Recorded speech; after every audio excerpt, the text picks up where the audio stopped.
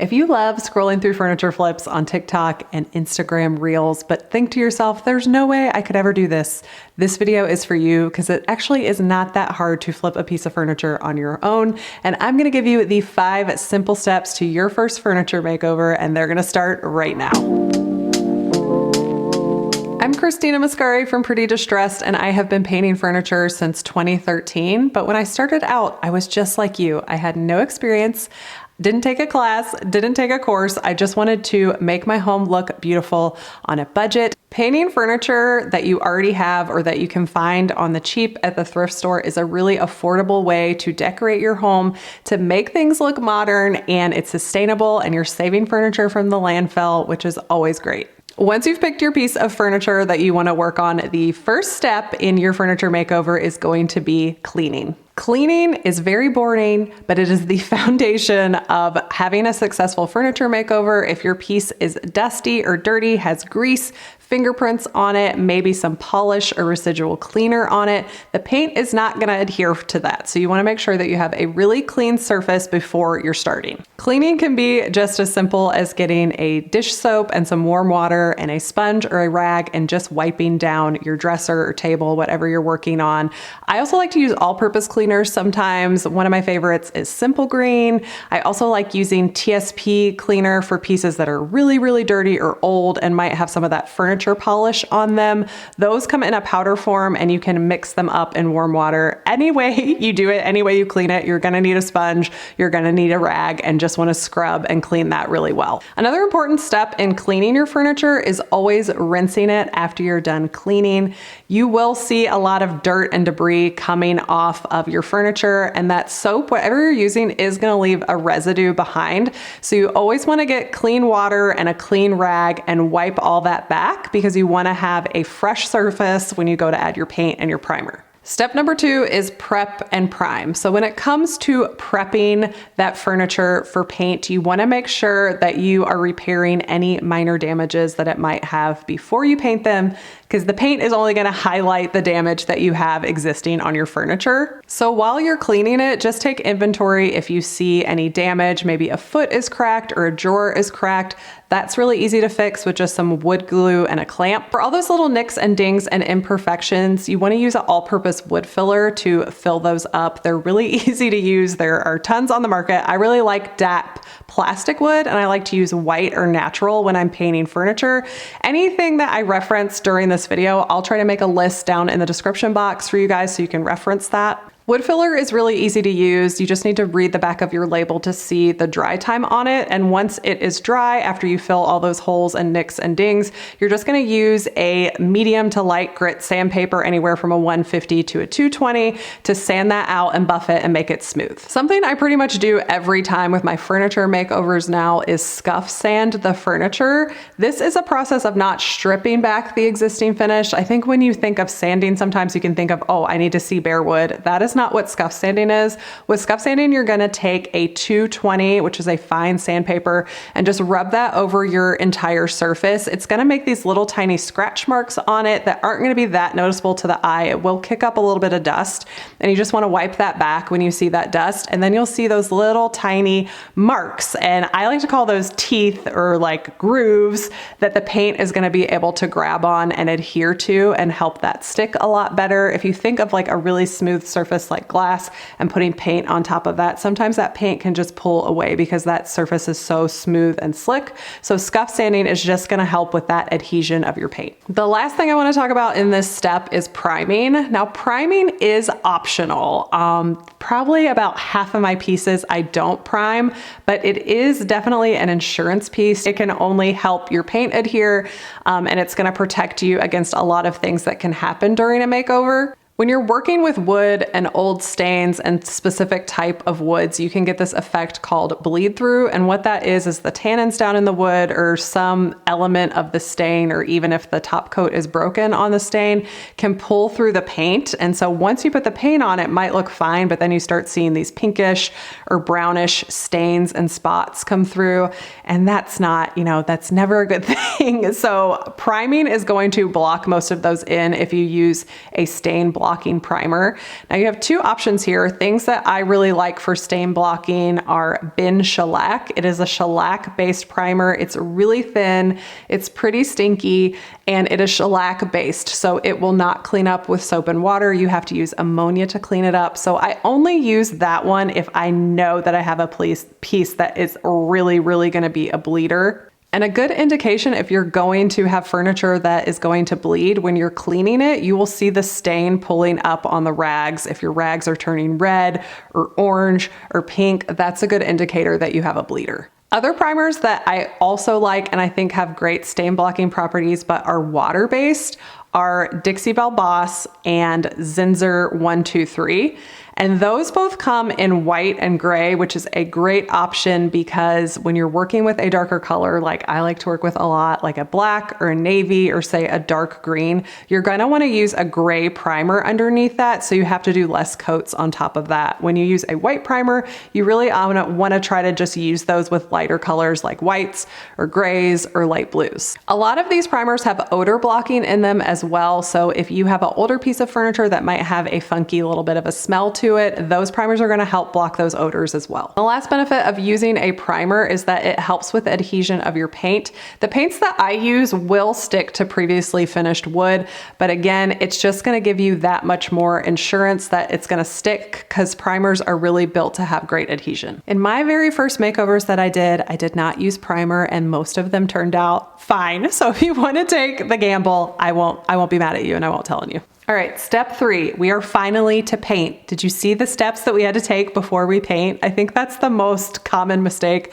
when people are wanting to flip furniture in their home. They think, hey, I just need to just grab paint and start painting away. You will be so happy if you take those steps before to prep your furniture. Your finish, your paint job is gonna last a lot longer. When it comes to choosing your paint for your furniture, there are a lot of choices on the market today, which is great. When I first started, there were hardly any choices. I like to use a furniture paint over latex paint. I think it adheres better to furniture. I think it's easier to work with and I think it lasts longer. I have seen tons of furniture come across my way that I've had to refinish from the thrift store that has been painted in latex paint and it just peels and it looks plasticky and I just don't think that it holds up as well as furniture paint. In the hardware store, you can tint your color to anything you want. It's similar to the latex gallon cans that they have. Personally, I like to shop smaller paint companies. I like to support, the entrepreneur, the small company, as well as the fact that they have their colors pre-mixed and I like having a smaller option. I don't know about you, but when I go to the hardware store and I see all those options of paints, like thousands of colors, I get overwhelmed. So I know that these smaller companies have done their due diligence to pick out colors that are really on trend, that they keep the colors that sell really well, that people keep coming back for. So I think it just is less of a decision-making process going to those smaller companies, but you can do whatever you want. I really have not run across a paint that I don't like. I will list some of my favorites and some discount codes that I have down in the description box. You guys know I love Dixie Belle, Lily Moon Paint. I've tried Country Chic and really like that. Love Jolie, have used that on a ton of stuff in my house as well. And of course the OG Annie Sloan, that's what I started painting with. She's still around as well. So there's tons of great paint options out there. You really can't go wrong. So for a beginner, I recommend using either a synthetic paintbrush or a roller to adhere your paint and just don't overthink it. It's just like painting a wall. If you're gonna be using a roller, still make sure that you have a brush to get into all those details and then you can use a roller to smooth it out. Personally, for me with furniture paint, I like to water it out and thin it out a lot because you can use it to create really textured finishes, but I like a little bit of a smoother look and to reduce those brush marks that you're gonna see. If you water it down by about 10%, I usually remove it from the can, add about 10% water, mix it up. That's the consistency that I like to paint. Beginner advice for you too, do not overthink brush marks. You're hand painting something, you're rolling it, it's gonna have some imperfections in it. You're gonna be so up close on your dresser working on it, you're gonna be so focused on them. But anyone who comes into your home to admire your beautiful work that you've done, they're probably gonna be 5 or 6 feet away. And even if they're closer than that, they're not gonna get down on their hands and knees and be inspecting every corner that you've done. They're gonna step back, see it, and say, wow, look at what you did there. That's so beautiful. So don't get like so over hyper focused about having your makeover be perfect. People are gonna love it, trust me. When it comes to coverage, you're probably gonna need at least 2 coats of paint. Sometimes I've had to do 3 or 4, depending on the color I'm working with. Yellow and reds are pretty tricky and need a lot of coats. And if you're going from a really dark dresser to something lighter, you're adding white or gray or one of those light colors, it is probably gonna take 3 or 4 coats to achieve that full coverage for you. Dry times in between coats will be on your cam, but I typically wait anywhere from 2 to 4 hours. Okay, step number 4 is to seal your furniture. You want to protect that beautiful finish. You've taken all that time cleaning it and prepping it and now painting it. You want that finish to last a long time, and sealing it is going to give you that. My favorite sealer for a beginner on a piece of painted furniture is a water-based clear coat. 2 of my favorite top coats that I've used on multiple makeovers in my house is Dixie Belle's Clear Coat in flat, and I also like General Finishes High Performance Top Coat in flat. I like a flat finish. They come in different sheens, usually flat, satin, and gloss, and they're gonna get shinier the more you go down that row. Satin is really forgiving. It's also a great choice for beginners. If you're a beginner, I would just stick clear of gloss. I think that that's probably like a next step intermediate type of thing. Again, just personal preference. My favorite application for a beginner or a first timer is to use a foam brush. They're really affordable, and you can put them in a Ziploc bag in between coats, or you can even toss them out because they're really cheap. But if we're trying to be sustainable, put it in a Ziploc bag or wash it out in between coats. When it comes to application, you just want to stay and work in the same section and keep a wet edge. So the area that you just finished, you want to make your next stroke right next to that. You don't want to overwork top coat because you can get lots of little fuzzies and things in it. So just get it on, smooth it out, and move on to the next section. When it comes to top coat, you want to do at least 2 coats, if not 3. 3 is going to offer you the best protection. And again, just like you did with the paint, you can do a light sand with a 400 sandpaper in between coats to make things really smooth. Again, this is another one of those things where you don't want to get super nitpicky about your top coat. You probably do have dust and little fuzzy things flying around your home or wherever you're going to do your furniture makeover, and some of those things will land in your top coat. Again, you're not going to see them unless you're right on top of it, so try not to get too stressed out about that stuff. The last step, step number 5 to your first furniture makeover, is cure and care. Now that you've taken all this time to make over this piece of furniture and have it be a showstopper in your home, you wanna protect it and you wanna take care of it really well. So unfortunately, dry time and cure time are 2 totally different things. Your furniture is gonna be dry within 2 or 4 hours of completing it, but it's not gonna be cured down to its hardest state for probably 30 days. Most paint and top coats that I work with, it takes 30 days for them to cure down to that really hard state, the hardest that it's gonna get. So during that time, you want to be really careful with it. I know the first thing you want to do is put it in your room, put all your clothes in it, or, put that end table out and start putting your drinks on it.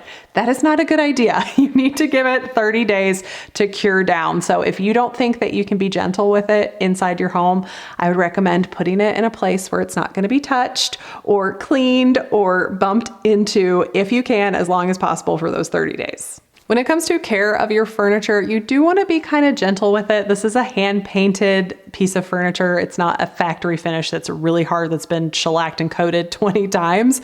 So I find it's best to just use a mild soap and some warm water to spot clean anything. And the only other thing I do is just dust it. I wouldn't use any harsh cleaners or chemicals on it. Definitely no furniture polish. You don't need that at all with painted furniture. And the last thing that I'll do is maybe wipe it down with a Clorox wipe 1 to 2 times a month. If you're a little bit of a germaphobe, that's totally fine. Just don't be doing it every day. And a bonus tip for you, after you use these supplies, you can use them on dated decor around your house. I have done that a lot this year with my farmhouse decor, making it more modern, and a couple of things I found at the thrift store this year, and they are some of my favorite items in my home right now. So those are my 5 steps to your first furniture flip. I think anybody can do this. I know you see lots of people on YouTube and Instagram and TikTok doing this full time or doing this as a side hustle and selling, which is great, but that's not for everybody. And my first love of painting furniture just came as a hobby, doing it for myself, decorating my home. And now I've taken all those things that I painted, back in 2013, and I've made them over again this year. And I love the fact that I can just keep making over things that I have and decorate my home affordably and sustainably. So I hope this inspires you to try out your first furniture makeover. And it doesn't have to be a career. It can just be something that you really enjoy and makes your home uniquely yours. If you're wanting more information and detail about how to paint furniture, definitely subscribe to this channel. Check out some of my old videos. I will be back with my own furniture flips and makeovers soon, so I will see you guys next time.